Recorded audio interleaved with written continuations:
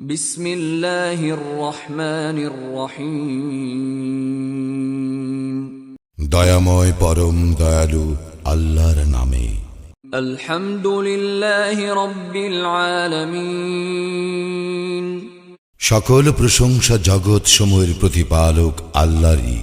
আর রহমানির রহিম। যিনি দয়াময় পরম দয়ালু।